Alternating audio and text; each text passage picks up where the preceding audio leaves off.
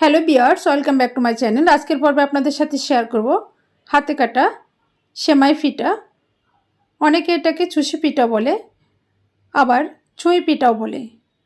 আসলে এলাকা ভিত্তিক এই পিঠাকে এক এক নামে বলা হয়। চলুন তাহলে রেসিপিটি পুরো দেখিয়ে নিই। পিঠাটা তৈরি করার জন্য চুলে একটা প্যান বসিয়ে এর মধ্যে 1.5 কাপ পানি দিয়ে দিব, আর দিয়ে দিব স্বাদ মতো লবণ। লবণ আর পানি নেড়ে চেড়ে খুব ভালোভাবে ফুটিয়ে নিব। পানিটা বেশ খানিকটা ফুটিয়ে নিয়েছি। এখন এর মধ্যে দিয়ে দিব 1.5 কাপ চালের গুঁড়া। আমি চালের গুঁড়া দিয়েই পিঠাটা তৈরি করব।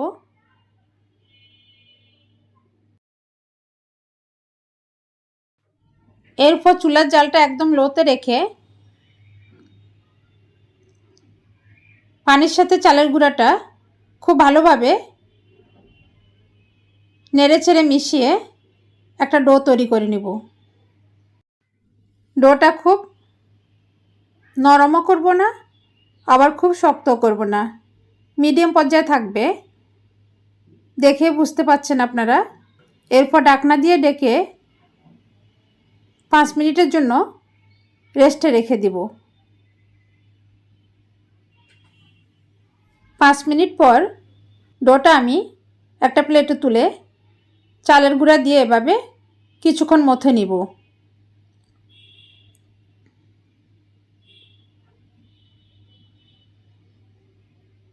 এটা খুব ভালো করে মথে নিতে হবে, তাহলে পিঠাগুলো খুব সুন্দর হবে। দেখতেই পাচ্ছেন খুব মসৃণ করে মথে নিয়েছি ডোটা। এখন 2 ভাগে ভাগ করে নিব। এরপর একটা ভাগ একটা বাটিতে রেখে ঢাকনা দিয়ে ঢেকে রাখবো, তাহলে উপরটা আর ড্রাই হয়ে যাবে না। আর এই ডোটাকে আবারও খুব ভালোভাবে মথে নিব। মথে নেওয়া হয়ে গেলে এখান থেকে অল্প একটু ডো নিয়ে চালের গুঁড়া উপর থেকে এভাবে ছিটিয়ে দিয়ে হাত দিয়ে একটু চেপে চেপে লম্বা আকৃতির করে নেব। আপনারা দেখে বুঝতে পাচ্ছেন কিভাবে করতে হবে। এখন পিঠাগুলো কেটে নিব। এটা দেখে বুঝে নিতে হবে, আমি বলে বোঝাতে পারছি না। অল্প একটু ডো নিয়ে হাত দিয়ে একটু ঘষে নিলেই বেলনিতে তৈরি হয়ে যাবে পিঠা। একইভাবে সবটি পিঠা আমি তৈরি করে নিব।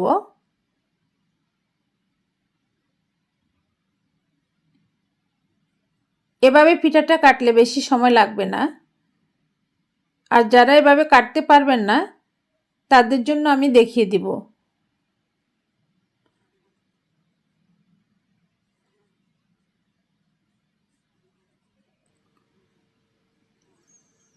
এভাবে কাটলে খুব দ্রুত হয়ে যাবে।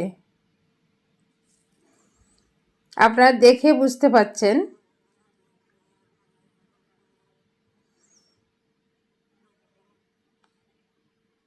এখন যারা পিঠাটা এভাবে কাটতে পারবেন না তারা এভাবে একটু ডো নিয়ে চালের গুঁড়া ছড়িয়ে ডোর উপরে তারপর লম্বা আকৃতি করে নেবেন। এরপর ওখান থেকে সামান্য একটু ডো নিয়ে হালকা করে চেপে একটু ঘষে নিলেই বেলনিতে হয়ে যাবে। এটা করতে একটু সময় লাগবে, একটা একটা করে করতে অনেক সময় লাগে। আর আমি যেভাবে করেছি এটা বেশি সময় লাগে না। সবটি আগে লম্বা করে নেবেন, তারপর একটা একটা করে কেটে নেবেন।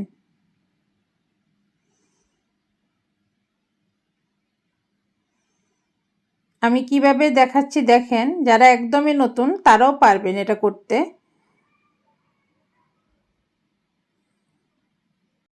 একইভাবে আমি সবটি পিঠা কেটে নিয়েছি।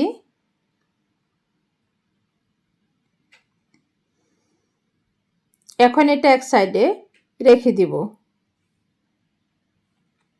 এখানে চুলাটা অন করে চুলা একটা প্যান বসিয়ে এর মধ্যে 2 লিটার লিকুইড দুধ দিয়ে দিয়েছি। এখন দুধটাকে কিছুক্ষণ জাল করে ঘন করে নিব।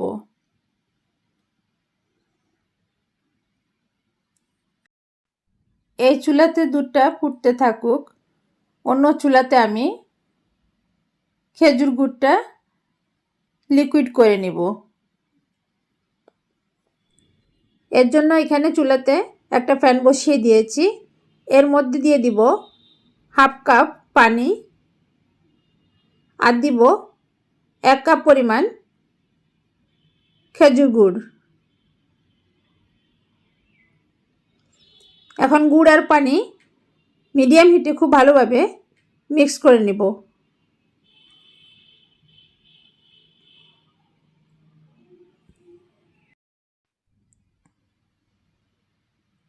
খেজুর গুড়টা প্রায় হয়ে গেছে, আর একটু জাল করলে হয়ে যাবে। আবার একবারে ঘন করা যাবে না, লিকুইড থাকতে চুলাটা বন্ধ করে দিতে হবে। এখন চুলাটা বন্ধ করে দিব। এখানে দুধটাও অনেক ঘন হয়ে গেছে। এখন এর মধ্যে দিয়ে দিব 1 কাপ নারকেল কোড়া।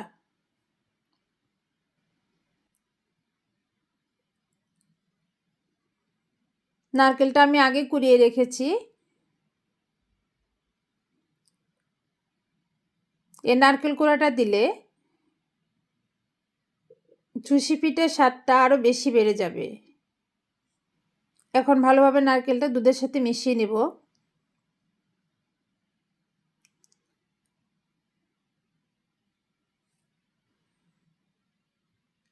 একটু ফুটে উঠলে দিয়ে দিব পিঠাগুলো। এভাবে ছড়িয়ে ছড়িয়ে দিতে হবে, তাহলে আর দলা ফেকে যাবে না।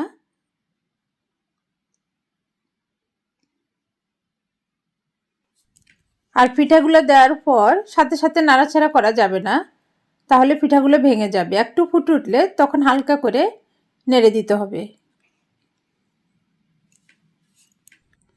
এখন 5 মিনিটের মতো এভাবে ফুটিয়ে নিব।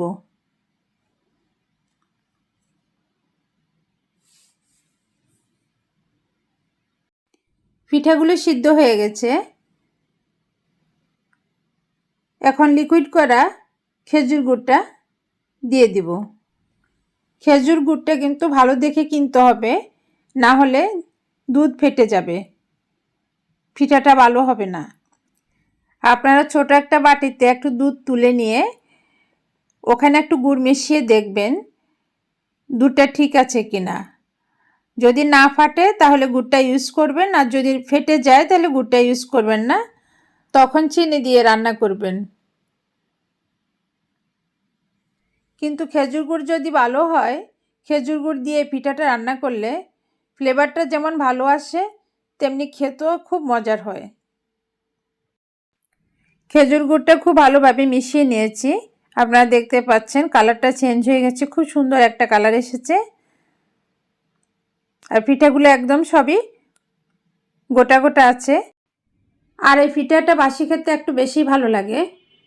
এভাবে আপনারা ঢাকনা দিয়ে ঢেকে সারা রাত রেখে দিবেন, পরের দিন সকালে সার্ভ করবেন, দেখবেন খেতে ভীষণ ভালো লাগবে।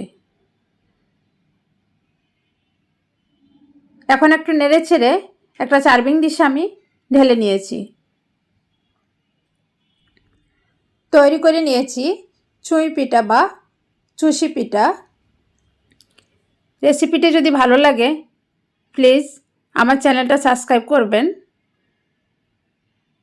এবং লাইক কমেন্টস ও শেয়ার করে আমাকে সাপোর্ট করবেন। সবাইকে অনেক ধন্যবাদ। সবাই ভালো থাকুন, সুন্দর থাকুন।